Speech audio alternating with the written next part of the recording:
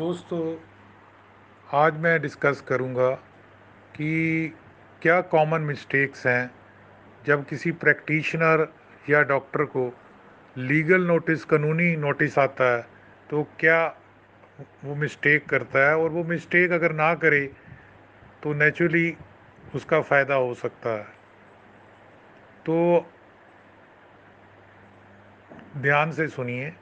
Traditionally doctor have been perceived as healer and saviours. हमारे culture में ये माना जाता है कि ज़ख्म को भरने वाला, और वो एक तरह का सेंट है, संत है, साधु है। मगर आज की एज में डॉक्टर के लिए अनकॉमन नहीं है कि वो लीगल एक्शन उसके अगेंस्ट हो जो उसके पेशेंट्स के द्वारा किया हो या सेटिस्फाइड ना हो। However, by and large, it is seen that in spite of very good merit in defense of doctor, they suffer largely due to negligent way of handling the issue। जहाँ पर doctor के अच्छे रवैये का भी बहुत बोलबाला है, वहीं पे कई बार वो लापरवाही कर जाते हैं किसी इशू में। Medical practitioner affected largely due to commercialisation of modern medical practice. तो मॉडर्न मेडिकल प्रैक्टिस में व्यापारीकरण से अफेक्ट हो रहा है। Unfavourable result of treatment, treatment का रिजल्ट प्रॉपर नहीं आया। डिमांडिंग पेशेंट, पेशेंट डिमांड करता है।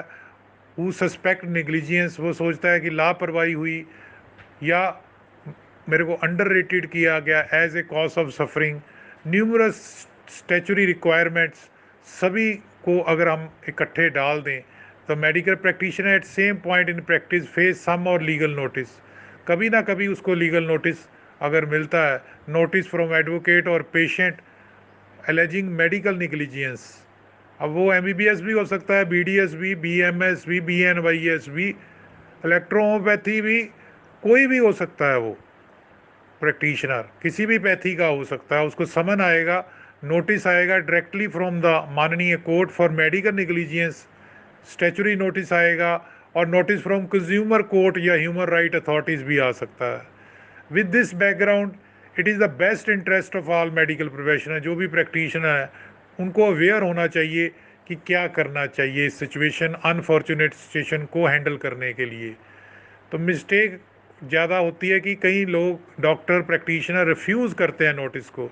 देर is tendency of medical professional to refuse notice summon, इनकार कर देना। However refusal of any notice legally amount to knowledge of content of the notice. अगर आप डॉक्टर हो, प्रैक्टिशनर हो, तो आप अगर ना कर रहे हो तो इसका मतलब आपको पता है उस नोटिस में क्या है और आपने क्या किया है। It is important to understand that refusing to accept the service of summons and complaint does not get your case dismiss. अगर आप उसको रिसीव नहीं करेंगे तो इससे वो केस डिसमिस होने वाला नहीं है। It is important that you care of legal requirement. आप कानून से ऊपर नहीं हो सकते, सिचुएशन को फेस कीजिए। कबूतर अगर आंखें बंद कर ले तो इसका मतलब बिल्ली नहीं चली जाएगी। It is in your best interest to accept the notice summon. There are various way to properly serve a lawsuit. तो if you have been served, know about the lawsuit against, उसकी contents देखिए। The best practice is to respond to the complaint in timely manner, उसको timely manner में handle करिए। The failure to respond to complaint can result in default judgement.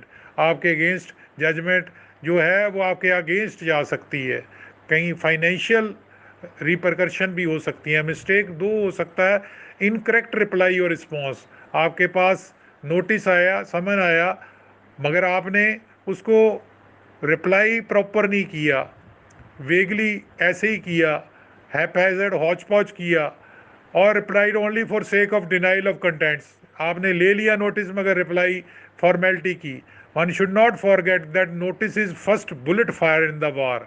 तो ये notice है जो पहली गोली होती है। Therefore, if the reply of notice is not proper, it is seen that 40% of the cases do not reach the court। अगर आपका रिप्लाई 40%, आपका रिप्लाई सही है तो 40% केसेस कभी पहुंचते ही नहीं कोर्ट में। इसका मतलब है कि ये पहली गोली है जिससे आपने बचाव रखना है। तो फिर दोबारा सुनिए। One should not forget the notice is the first bullet fired in the war. Therefore, if the reply of the notice is proper, it is seen that 40% of the cases do not reach the court. याद रखिए। सो ये बहुत ज़रूरी है कि legal notice को thoroughly पढ़ा जाए, वेल फ्रेम्ड रिप्लाई 1 to 1 दिया जाए। ठीक है जी। Well frame notice reply can serve to send a strong message देता है सामने वाले को that doctor will not come to pressure. उससे ये पता लगता है कि डॉक्टर उस प्रेशर में नहीं आने वाला, और वो स्पेकुलेटिव केसेस है और वो लड़ेगा, फाउट करेगा। It is important to frame the reply with detail of basis of supported documents.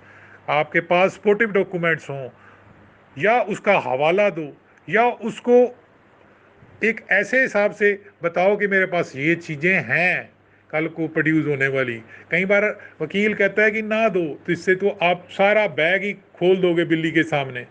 तो like indoor paper, case history, x-ray, test report, report of the procedure carried out, medicine prescribed which may be useful at later stage. It is not necessary to next those document to the reply. ये ज़रूरी नहीं है कि आप वो जोड़ दो, उसका हवाला दो, ताकि कुछ चीज़ें गैस में रहें। अगर सारी चीज़ें ही अपने डिफेंस की दे दोगे तो ऑफेंस करने वाला आपके कार्य क्षेत्र में आएगा। Mistake 3, inadequate information to lawyer. आपने वकील किया आफ्टर रिसिप्ट ऑफ नोटिस, या तो वकील को नॉलेज नहीं है आपके लाइन की, डॉक्टर की लाइन और एजुकेशन की लाइन के बारे में वकीलों को, कुछ वकीलों को कम नॉलेज होती है। उस स्पेशलिटी के डिपेंड करता है कि उन्होंने कितने केस लड़े हैं। आपको फीडबैक देनी पड़ेगी, ये है जी, मैंने गूगल से ये सर्च किया, ये उसको आपको इम्यूनिशन देना पड़ेगा, यानी कि इन्फॉर्मेशन का एमिनेशन। The most important decision is to take approach a advocate जो मेडिको लीगल प्रैक्टिशनर हो और defend yourself in court. If a lawyer advocate is hired, it is very important to give him a complete honest account of the said incidents। जो भी incidents है उसको सही transparent दिया जाए। While giving detail, it is a good practice to make parawise notes दिए जाएँ, return in instruction दी हो, मार्जिन हो, separate paper. It is not advise to hide anything for lawyer. दाई से पेट नहीं छुपाना चाहिए, अपने वकील से कुछ भी ना छुपाओ। एज यू नेवर नो कि कौन सी चीज़ सरफेस, एकदम सरफेस पे लेटर आ जाए। It is always advisable to refer to any books on the area of specific practice जिसमें आप करते हो, या कुछ आर्टिकल एक्सपर्ट का लिखा हुआ है, या WHO का, यूनाइटेड नेशन का, गवर्नमेंट ऑफ इंडिया का अवेलेबल। तो ये चीज़ें आप वकील को दे सकते हो अपने डिफेंस के लिए। अच्छा लगा तो लाइक करना, सब्सक्राइब करना और शेयर करना हमारा चैनल। धन्यवाद।